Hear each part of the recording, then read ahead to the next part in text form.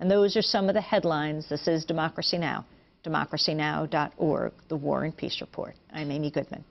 As we turn now to the religious right and the rise of it in this country, a new book by Hedges is called American Fascists, the Christian Right and the War in America. It investigates the highly organized and well-funded dominionist movement. The book looks at their agenda, examines the movement's origins and motivations, and uncovers its ideological underpinnings. American Fascists argues that dominionism seeks absolute power in a Christian state. According to Hedges, the movement bears a strong resemblance to the young fascist movements in Italy and Germany in the 1920s and 30s.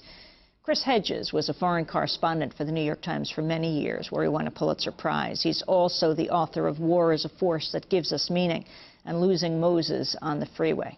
Hedges has a master's degree in theology from Harvard University and is the son of a Presbyterian minister. He's currently a senior fellow at the Nation Institute and joins me in studio now. Welcome to Democracy Now! It's good to have you with us. Why did you write this book? Anger. I mean, I grew up in the church and, of course, as you mentioned, graduated from seminary. And I think these people have completely perverted and distorted and manipulated the Christian message into something that is the very antithesis of certainly what Jesus preached in the Gospels. Who are these people? These are, you know, they're not, we use terms like evangelical and fundamentalist to describe them, and I think that those are incorrect terms. Traditional fundamentalists always called on believers to remove themselves from the contaminants of secular society, shun involvement in politics. Evangelical leaders like Billy Graham always warned followers to keep their distance from political power. He, of course, was burned by Richard Nixon, came to Nixon's defense, and then when it publicly came out that Nixon lied, it taught a lesson to Graham. This is a new movement, as embodied by people like James Dobson or Pat Robertson or Jerry Falwell, who call for the creation of a Christian state, who talk about attaining secular power. They are more properly called dominionists or Christian reconstructionists, although it's not a widespread term, but they're certainly not traditional fundamentalists and not traditional evangelicals. They fuse the language and iconography of the Christian religion with the worst forms of American nationalism and then created this sort of radical mutation which has built alliances with powerful right-wing interests, including corporate interests, and made tremendous inroads over the last 2 decades into the corridors of power. Why the term dominionist? It comes out of Genesis, you know, where God gives humankind dominion over creation. It's articulated by ideologues such as Rousas Rushdoony, Francis Schaeffer, and others, and it essentially is a new concept within the radical Christian right. It's used sparingly, and some dominionists don't like the term, but I think it denotes, or is probably a better term for denoting those people who want to take political power. On the back of your book, Chris, is a quote from your professor at Harvard, Dr. James Luther Adams, who said that in a few decades, we would all be fighting, quote, Christian fascists. Who was he, and why did he think this? James Luther Adams was my ethics professor at Harvard Divinity School. He had spent the years 1935 and 1936 in Germany working with Dietrich Bonhoeffer in the Confessing Church, or anti-Nazi church, and eventually was picked up by the Gestapo and told to leave the country. He came back, and this was in the early 1980s when I was in seminary, and saw the articulation of this new political religion, this religion that talked about seizing control of mainstream denominations, as well as institutions, creating a parallel media empire through Christian radio and broadcasting, and ultimately taking control of the government itself. And he understood in a kind of in a visceral way how when countries fall into despair, of course this was the time that began the assault on the American working class, which has been accelerated and essentially left tens of millions of people within our own country dispossessed. He understood how demagogues use that despair. I mean, I think we could say there in many ways has been a kind of Weimarization of the American working class.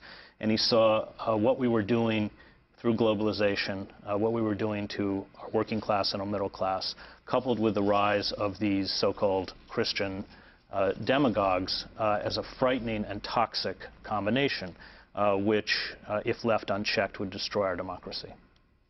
Why do you begin with Umberto Eco and explain who he is? Umberto Eco is the great Italian writer. I mean, he wrote that very popular book, The Name of the Rose. And he had a nice little book of essays called 5 Moral Pieces. And in it, he writes about the salient qualities of what he calls fascism or eternal fascism.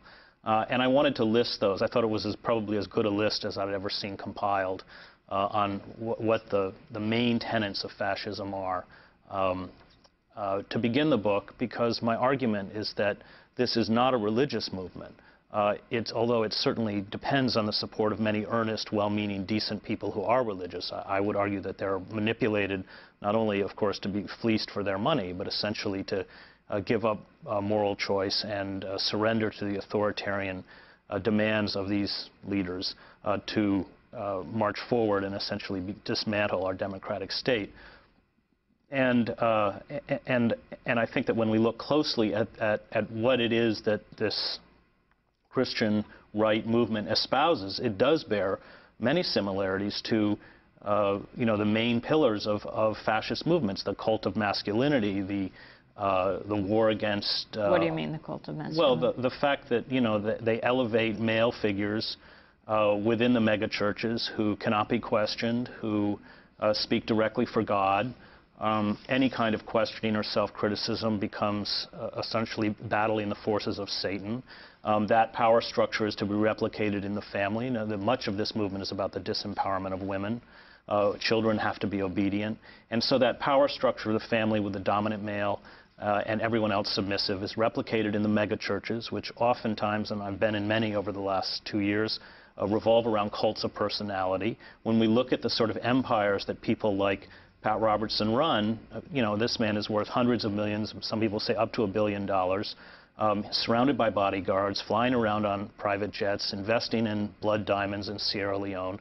He has rock star status. I mean, if you've ever been to an event where he appears, people are weeping and want to be touched by him. There is no questioning. I mean, he essentially runs a despotic little fiefdom. Explain the blood diamonds part. Well, he uses the money, which he takes from really people who live on the fringes of American society and should not be mailing him their checks, to in all sorts of very dirty investments in Africa. And one of them was essentially getting involved in the trade of diamonds, essentially for weapons that rent Sierra Leone. We're talking to Chris Hedges. He's a Pulitzer Prize-winning foreign correspondent, former foreign correspondent for the New York Times, went to seminary, and has written a number of books. His latest is called American Fascists, the Christian Right and the War in America. We'll be back with him in a minute. Phil Oakes, Canons of Christianity, here on Democracy Now!, democracynow.org, The War and Peace Report. I'm Amy Goodman. We're talking to Chris Hedges. His latest book is called American Fascists, the Christian Right and the War on America.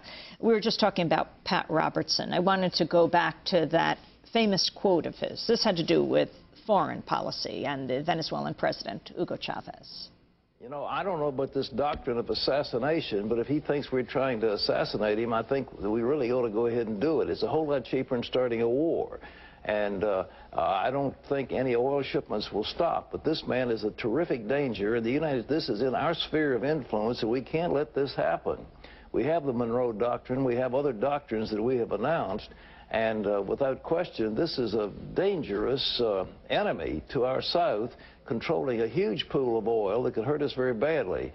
We have the ability to take him out, and I think the time has come that we exercise that ability. We don't need another $200 billion war to get rid of one, strong-armed dictator. It's a whole lot easier to have some of the covert operatives do the job and then get it over with. Pat Robertson. Your response, Chris Hedges. That's a deeply Christian message, calling for assassination of... I covered the war in Central America, and Pat Robertson and Jerry Falwell came down to support the murderous rampages of Rios Mon in Guatemala, the military dictatorship that were running death squads that were killing 800 to 1,000 people a month in El Salvador, and of course the Contras, whose main contribution in Nicaragua was walking into towns drunk out of their mind, raping the women and killing the men and burning the villages. And they described these battles as essentially a war against Satan, against satanic forces, godless communism that had to be defeated. There are no international boundaries in Satan's kingdom, if you look at it from their ideology. I think that the kinds of the wholehearted support for genocidal killers in Central America, which Pat Robertson was one of the stalwarts, is a tip-off as to, without legal restraints, what they would like to do within our own borders. And I think that the quote or the clip that you just played is a perfect illustration of how dark the intentions of this movement is, and how if we don't begin to stand up and fight back, if we believe that these people can be domesticated and brought into the political arena where they will act responsibly, we're very, very naive. And we should all sit down and, as unpalatable as it is, and listen to Christian, so-called Christian radio and television to see the kinds of messages of hate and exclusion that they are spewing out over the airwaves. The quote of Jerry Falwell right after September 11th that became quite famous. I really believe that the pagans and the abortionists and the feminists and the gays and the lesbians who are actively trying to make that an alternative lifestyle, the ACLU, People for the American Way, all of them who have tried to secularize America, I point the finger in their face and say, you helped this happen. He was speaking on September 13th, 2001.